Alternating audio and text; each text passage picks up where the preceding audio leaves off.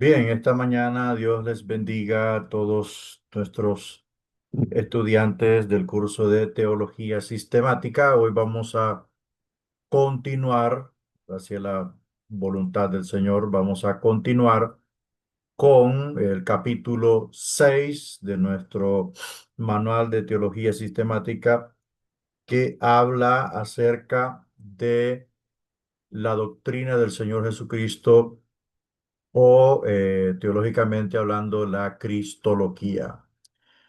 Bueno, haremos un repaso algo superficial, básico acerca de esto, porque es importante que usted como estudiante se detenga un poco a la lectura y a revisar las citas bíblicas que se mencionan en este documento. Entonces vamos a ver, pues, cerca de la naturaleza de Cristo. La mejor manera de responder a la pregunta ¿quién es Cristo?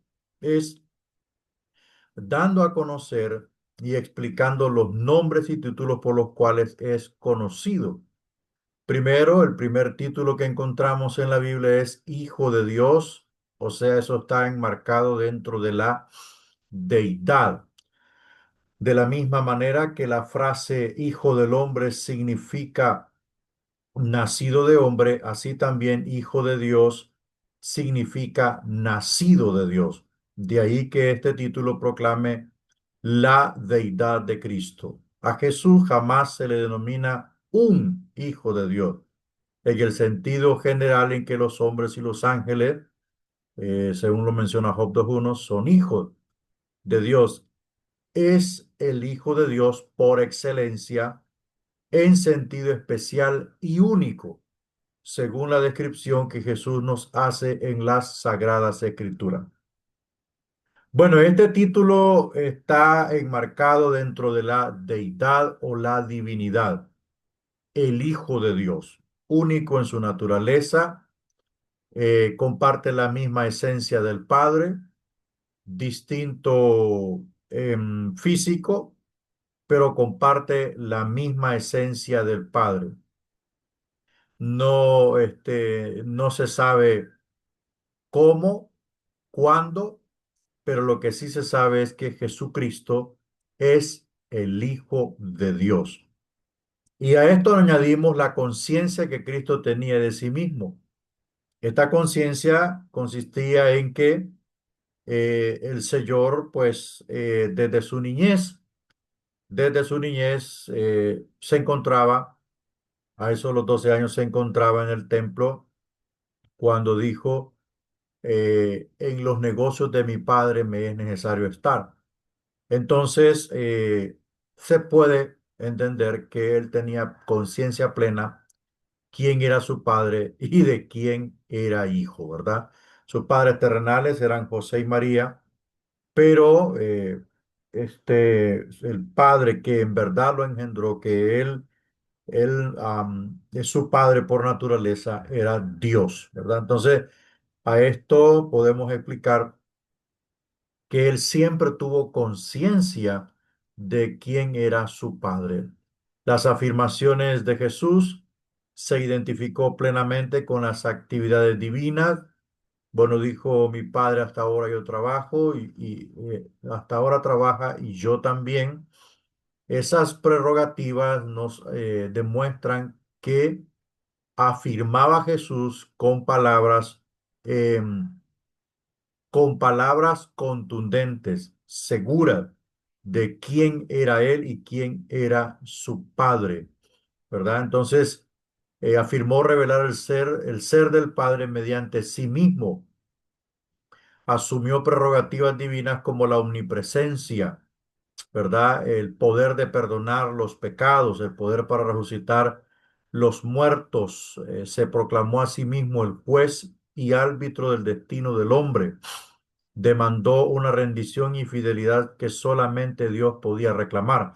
Entonces, todas estas afirmaciones demuestran la divinidad de Jesús y su identidad.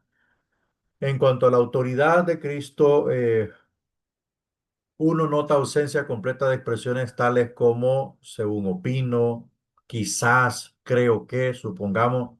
Eso sería en base a alguien sin autoridad que tiene que consultar con su autoridad superior para esto, pero vemos a Cristo con una autoridad extraordinaria, plena y potenciaria en él para echar fuera los demonios, para sanar enfermos, para crear, para hacer actos extraordinarios. Eso indica autoridad. La perfección, ningún maestro que llama a los hombres al arrepentimiento y a la justicia puede evitar hacer una referencia a su pecado. En realidad, Jesús era sin pecado, ¿verdad? Sin pecado. Y él planteó una pregunta: ¿quién de vosotros me redarguye de pecado? Nadie puede señalarle pecado porque él no tenía pecado. Entonces eso lo revestía de perfección, cosa que los hombres no tenemos. Ahora vemos los atributos de Cristo, encontramos que Él es el Señor, ¿verdad? El Señor, por cuanto nos redimió en la cruz del Calvario, se convierte en Señor soberano nuestro. Entonces, a Él se le debe la gloria y la honra.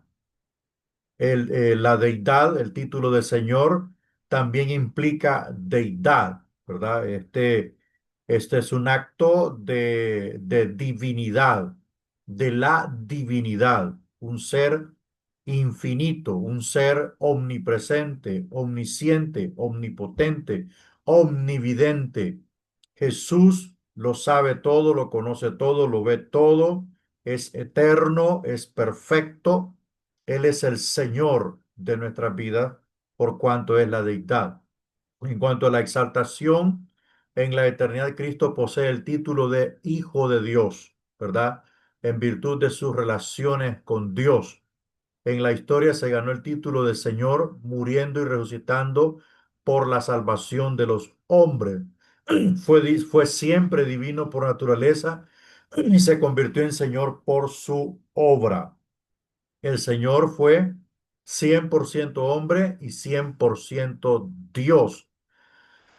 Eso porque en su esencia, su ser, no había pecado y era un ser completamente divino. Unió las dos naturalezas en una misma, la naturaleza humana y la naturaleza divina, y recibe la más grande exaltación en el cielo por cuanto es el Señor de la salvación. En cuanto a soberanía, en Egipto Jehová se reveló a sí mismo a Israel en calidad de redentor y salvador, en Sinaí como el Señor y Rey. Las dos cosas marchan juntas, pues aquel que se convirtió en el Salvador tiene derecho a ser su jefe. Es por ello que en los 10 mandamientos comienza con la siguiente declaración: Yo soy Jehová tu Dios, que te saqué de la tierra de Egipto, ¿verdad? Entonces la declaración de Dios al decir que no había nadie mayor que él era el único responsable del acto milagroso dado a Israel. Entonces dice: yo el Señor que os he redimido tengo derecho a gobernarlos, y así es con Cristo y su pueblo. Por eso es que Él es el soberano. Nosotros no somos dueños de nosotros mismos, como dice el salmista. Y en cuanto a la iglesia, Jesús es nuestro Señor sobre nuestras vidas, quien manda y rige nuestra vida. El Cristo, otro título que va concerniente de acuerdo a la misión que él iba a desempeñar. Cristo es la forma griega del vocablo hebreo Mesías, que significa el ungido. Cristo significa el ungido. La palabra se deriva de la práctica de ungir con aceite como símbolo de la consagración divina al sacerdocio. Mientras los sacerdotes y a veces profetas eran ungidos con aceite al ser puestos en posesión de sus funciones, y el título ungido fue aplicado particularmente a los reyes de Israel, ¿verdad? En algunos casos el símbolo de la unción fue seguido de la realidad espiritual. Bueno, Cristo es el ungido. ¿Por qué es el ungido? Porque era el único que podía tener la presencia del Espíritu Santo en forma completa en él. Nadie puede tener la presencia completa del Espíritu Santo en su vida por cuanto somos personas limitadas, pero en Cristo habitaba toda, la plenitud del Espíritu Santo. Entonces, eso lo capacitaba a ser el ungido que cumpliría la misión de salvar a los hombres, ¿verdad? Otro título que encontramos, Hijo de David, que está enmarcado dentro de la genealogía real, dentro de la descendencia. Este título es equivalente a Mesías, pues en hebreo, puesto que es una de las cualidades importantes del Mesías, era su descendencia de David. La profecía, como recompensa por su fidelidad, se le prometió a David una dinastía eterna, ¿verdad? Eso fue dentro del pacto davídico, que siempre habría alguien que se sentaría en su trono y que un día el hijo, un descendiente de David se sentaría en su trono para siempre, y este es Cristo Jesús, que un día ocupará el trono de Israel por 1000 años, por 1000 años. Por eso se le dice, cuando los ciegos o los leprosos gritaron, Jesús, hijo de David, Jesús, hijo de David, le dijeron, nosotros reconocemos que tú eres el descendiente real de David, que eres el enviado de Dios, ten misericordia de nosotros. Bueno, entramos al capítulo 7, la expresión en el Antiguo Testamento. Bueno, hablamos del autor de la salvación, que es Cristo, de una forma un poco práctica, ¿verdad? Un poco así rápida. Ahora vamos a hablar de la expiación. ¿Qué era la expiación en el Antiguo Testamento? ¿Por qué vamos a ocupar tiempo y espacio a la descripción de los sacrificios? Por la sencilla razón de que en el vocablo sacrificio tenemos la clave del significado de la muerte de Cristo. Muchas teorías modernas se han ofrecido para explicar esa muerte, pero cualquier explicación que excluya el elemento expiatorio es antibíblica. O sea, es importante conocer lo que es el sistema sacrificial, las ofrendas y todo aquello, todas aquellas, este, mm, todas aquellas aristas necesarias que nos den la información para ampliar un poco acerca del tema de la salvación. Vamos a ver el origen del sacrificio. Fue ordenado en el cielo. La expiación no fue un expediente tardío o un pensamiento último de parte de Dios. La caída del hombre no tomó a Dios por sorpresa, ni necesitó pasos rápidos para remediarla. Antes de la creación del mundo, aquel que sabe el fin desde el comienzo hizo provisión o tomó medidas.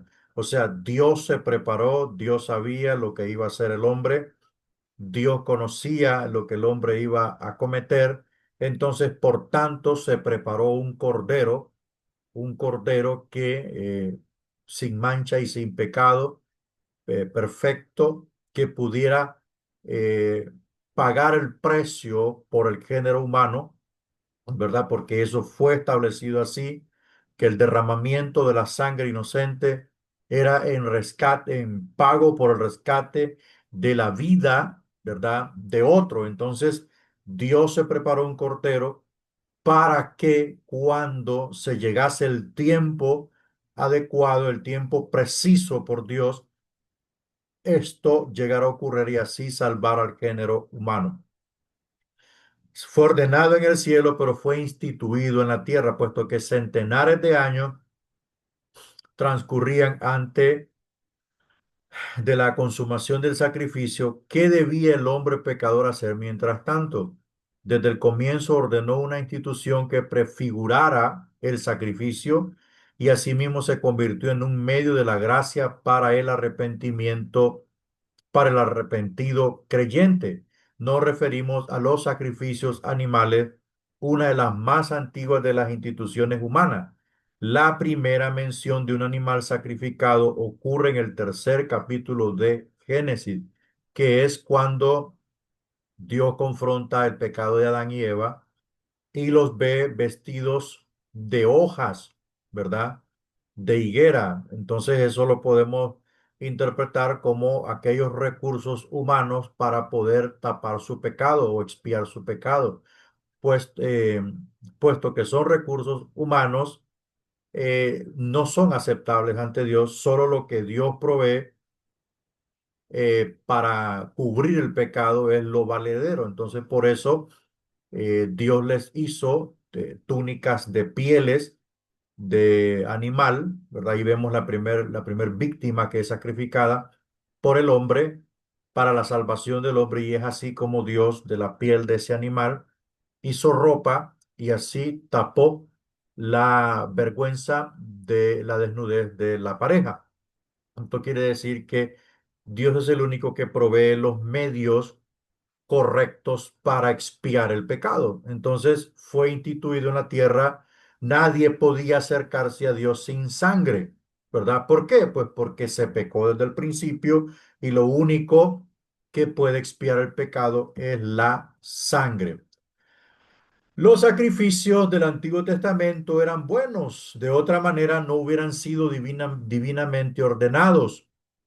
Eran buenos en el sentido de que cumplían cierto propósito en el plan divino, es decir, un medio de gracia a fin de que el pueblo de Jehová que había pecado contra él pudiera retornar a un estado de gracia, ser reconciliado con él y continuar disfrutando de la unión con él. O sea, los sacrificios, claro, eran buenos, eran válidos mientras se llegaba el sacrificio único y perfecto, absoluto y satisfactorio por el género humano, el cual iba a ser en la persona de Cristo. Cuando las personas le fallaban a Dios en aquel tiempo, se acercaban a Dios a través de un sacrificio de sangre expiatorio, y ese sacrificio Dios lo aceptaba, y era así como Dios perdonaba los pecados de esa persona. Am, y así, a través de ese sacrificio, ellos se podían reconciliar con Dios. ¿Ok? Entonces, a través de eso, podían estar en paz con Dios y disfrutar de las bendiciones de la gracia de Dios y su pacto con Israel, ¿verdad? Pero todo era temporal, ¿verdad? Todo era temporal hasta que llegase el sacrificio perfecto. La expiación en el Nuevo Testamento, vamos a ver qué nos dice el Nuevo Testamento acerca de esto. La realidad o verdad de la expiación que fue preordenada o predeterminada en la eternidad y simbólicamente prefigurada en el ritual del Antiguo Testamento, fue históricamente realizada en la crucifixión de Jesús, cuando el propósito redentor de Dios fue consumado. Por eso Jesús mencionó las palabras consumado es, y allí falleció. O sea, el propósito redentor de Dios para el ser humano a través de miles de años de historia tuvo su cumplimiento en la muerte expiatoria de Cristo en la cruz del Calvario, como el único y suficiente sacrificio. Ya a partir de allí ya no se ocupan más sacrificios, ya no se ocupa más ningún tipo de ofrenda que es mencionada en el Antiguo Testamento para el culto ceremonial. Ya no se necesita absolutamente nada porque el sacrificio perfecto ya fue consumado en el madero. Los escritores del Evangelio describen los sufrimientos y muerte de Cristo con una minuciosidad que no tiene paralelo en la narrativa de otros acontecimientos de la vida de Cristo. Al referirse al cumplimiento de las profecías, indican su sentido de la importancia del acontecimiento. Todo lo que ocurrió con el Señor en su pasión hasta llegar al Gólgota, las palabras que él mencionó desde la cruz, eh, todas estas palabras fueron debidamente registradas como verificación de las profecías del Antiguo Testamento que enmarcaban estas palabras. Algunas de ellas, los salmos, enmarcaban las palabras, por ejemplo, cuando repartieron, cuando echaron suertes sobre las vestiduras del Señor y repartieron sus vestiduras, dice el Señor. Todo eso lo habló el salmista en los salmos. Entonces, todas estas palabras, todo lo que ocurrió con él se enmarcó, se registró para verificación de la profecía y así catalogar el cumplimiento verídico y verdadero de la profecía mesiánica en relación a la persona del Señor como el Cordero perfecto. La necesidad de la expiación, la necesidad que se tenía de la expiación se desprende de dos hechos. Uno, la santidad de Dios. O sea, nadie puede entrar en relación con Dios. Es imposible. Estando en pecado es imposible por la santidad de Dios. Se necesita un medio, un salvoconducto, se necesita algo que cubra eso, ¿verdad? Para poder entrar en relación con Dios, ¿ok? Por eso Dios mató a aquel animal para hacer las pieles de Adán, las vestiduras de Adán y Eva. No podían entrar en comunión con Dios estando así. Ok, entonces la santidad de Dios es la primera razón por la cual había una necesidad de expiación. Dos, la pecaminosidad del hombre. O sea, el hombre en su pecado no podía entrar en comunión con Dios nunca. Y por supuesto, al no entrar en comunión con Dios y vagar lejos de Dios, su desgracia era mayor. Por ley tenía que volverse a Dios para entrar en el orden nuevamente. Entonces, a través de la expiación, el pecado es conmutado, es cambiado por gracia. Y es ahí donde el hombre puede entrar en una relación con Dios. Veamos la santidad. Dios es santo en su naturaleza, en lo que la naturaleza respecta, lo cual significa que es justo en carácter y conducta. Estos atributos de su carácter quedan manifestados en su trato con su creación. Él ama justicia y juicio, ¿verdad? Según el Salmo 33:5. Entonces, Dios ha constituido al hombre y al mundo de acuerdo con leyes definidas. Sus leyes forman el fundamento mismo de la personalidad del hombre, al ser escritas en el corazón o en la naturaleza del hombre, antes de ser escritas en tablas de piedra. Estas leyes atan al hombre a su creador en una relación personal y forman la base de la responsabilidad humana. Obviamente, el hombre hereda todo lo que está aquí, pero cuando se convierte en poseedor, se convierte en una persona responsable.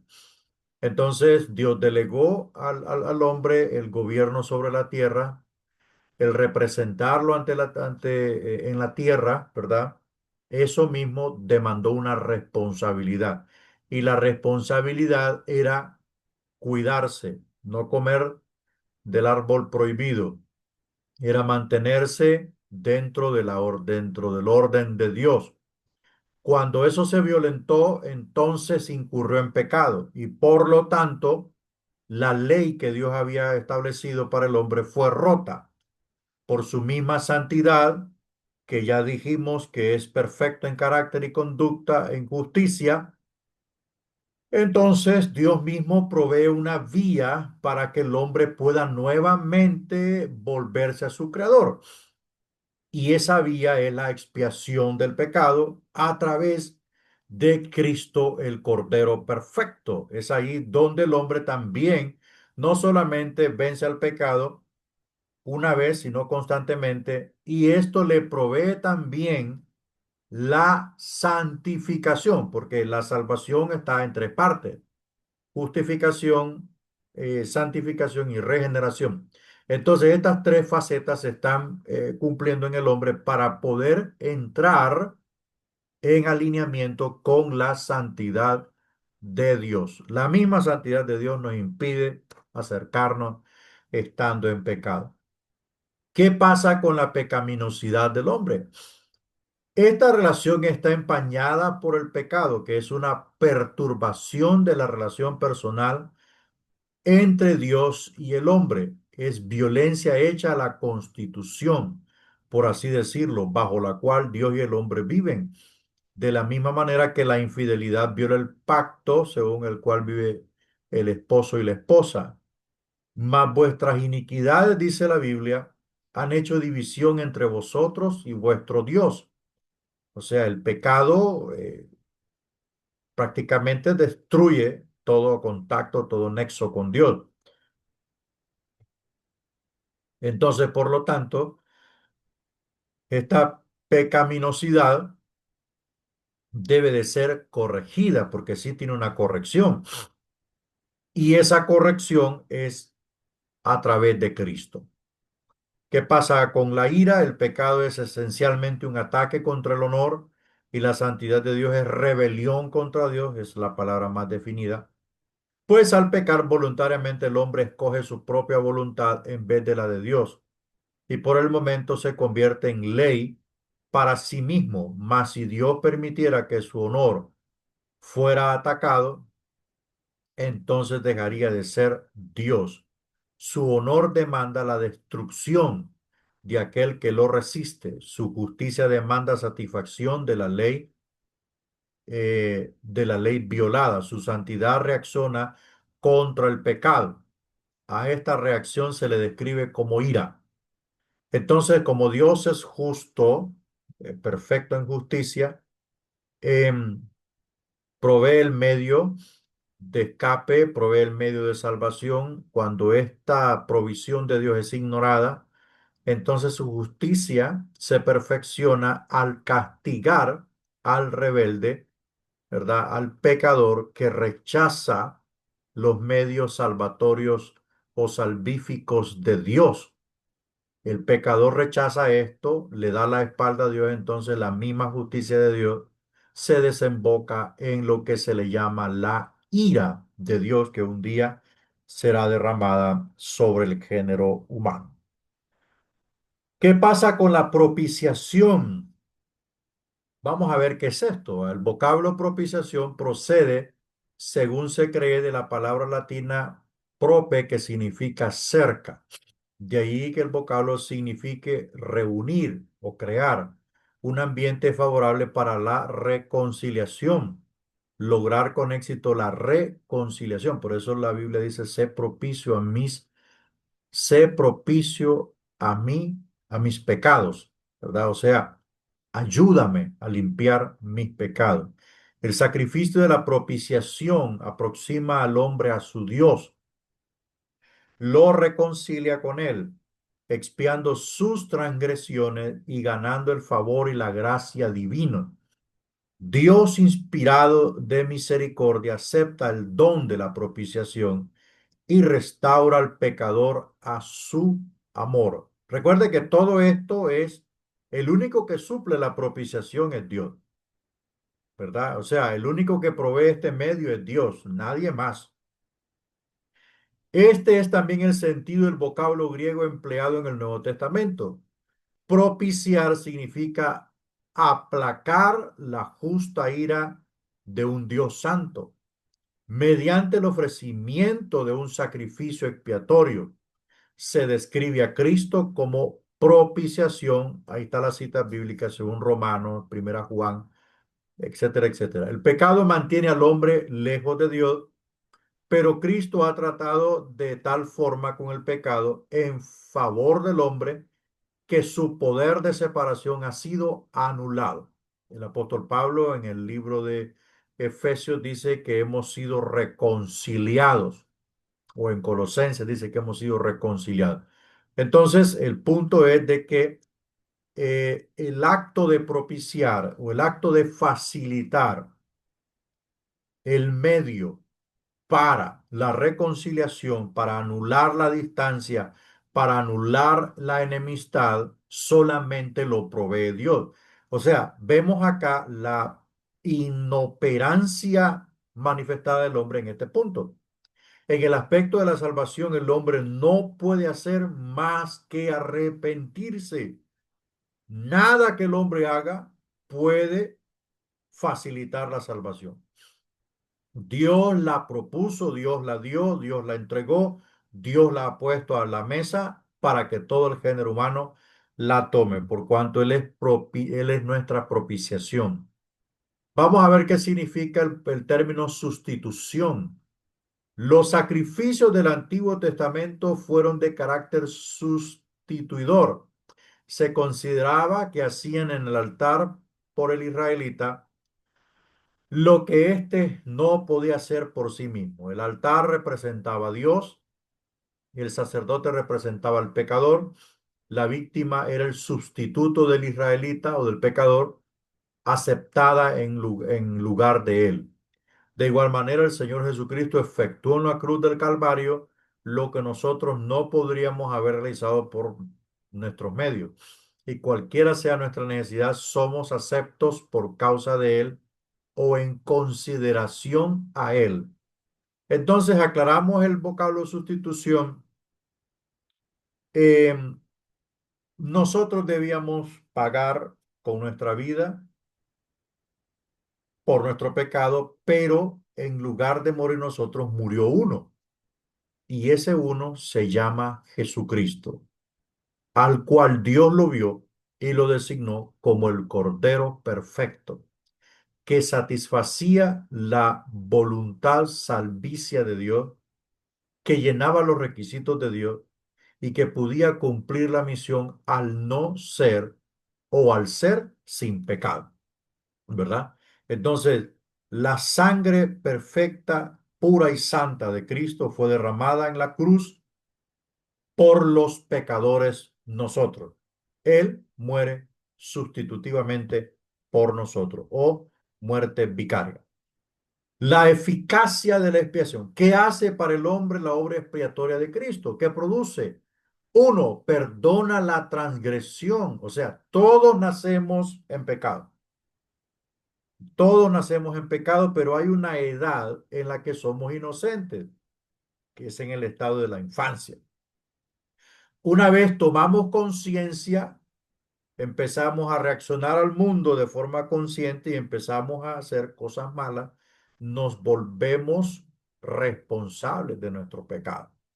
Entonces, la obra de Cristo en la cruz perdona la transgresión, ¿verdad? Perdona todo irrespeto a la ley de Dios, perdona todo pecado contra Dios, algo que no se podía pagar con nada, ni se podía comprar. Cristo lo suple con su muerte en la cruz, ¿verdad? Es la única forma en donde el hombre puede ser perdonado. Dos, provee libertad del pecado. El hombre al nacer en pecado exclusivamente se vuelve esclavo del pecado. Y una vez que toma conciencia de este mundo y empieza a practicar el pecado, se vuelve esclavo del pecado hasta que su esclavitud comienza a verse de una forma degenerativa, ¿ok? Comienza a verse de una forma degenerativa. Entonces,